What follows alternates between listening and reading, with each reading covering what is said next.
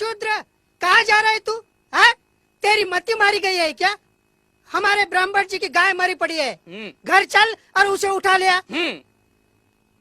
जब गाय जीवित थी तो तुम्हारी और मर गई तो मेरी। गोदान तुम लेते हो, गाय का दूध तुम पीते हो और मरी गाय मैं उठाऊं? मूर्ख, ब्राह्मण से भी बात करता है। अरे चमड़ी तो तू ही लेता है ना, और गोमांस भक्षण भी तो तू ही करता है?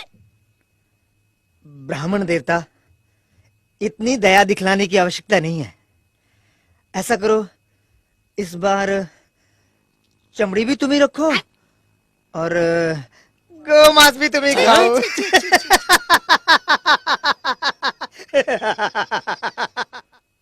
उस शूद्र का इतना दुस्साहस कि ब्राह्मण की आज्ञा की अवहेलना करे। मैं उसे नष्ट कर दूंगा। उसे बाद में नष्ट कीजिएगा, पहले इस पशु को तो हटाइए। क्या अनर्थ बोल रही हो तुम?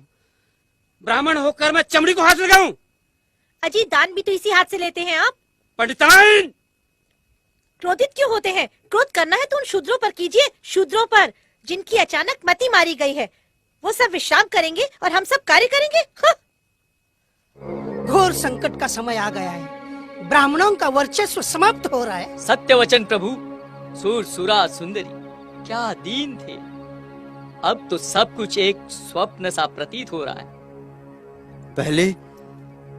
पहले हम इन शूद्रों को अपने से दूर रखा करते थे, लेकिन अब वही हमसे दूर रहने लगे। शूद्र हमारी सेवा करते थे, आजकल वो अपने स्वयं के काम काज करने लगे हैं, अध्ययन कर रहे हैं वो लोग। भाषा और ज्ञान जिसका हमें पैतृक अधिकार था, उसे भी ये शूद्र छीन ले जाएंगे। इतना ही नहीं, वर्ण व्यवस्था समाप्त करने के लिए वे गोष्ठियां भी कर रहे हैं। वैदिक धर्म की वर्ण व्यवस्था पर गौतम बुद्ध ने कुठाराघात किया है। समस्त आर्यावर्त में ऊंच नीच का भेदभाव समाप्त हो रहा है।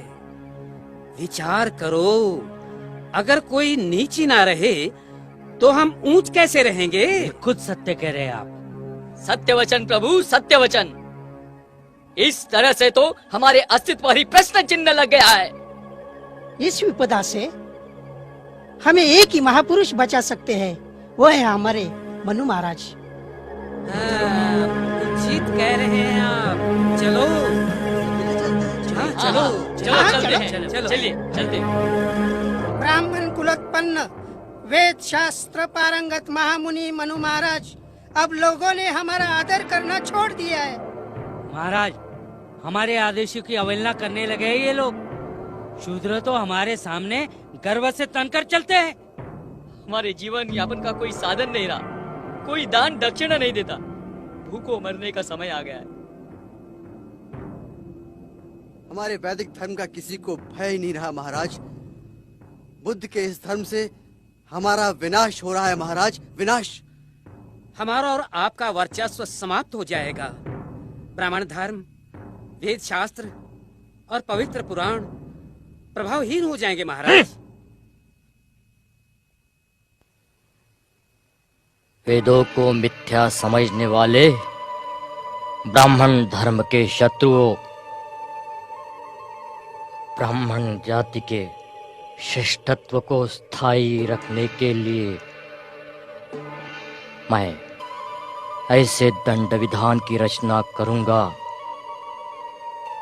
कि कोई भी ब्राह्मण के सम्मुख शीश उठाकर चलने का दुस्साहस नहीं करेगा। मैं मनु वेदों को प्रमाण मानकर ऋषि परंपरा के वचनों को नियमबद्ध करता हूँ। धर्मोपदेशम दर्पेणम। शूद्र अगर गर्व से उपदेश करता हो तो राजा उसके मुख एवं कान में उबला हुआ तेल डाल दे। वक्रे श्रोते च पार्थिवा।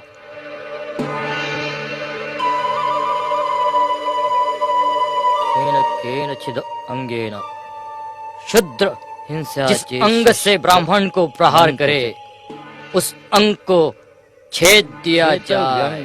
तत्देवस्य। तन्मनोरम शासनम।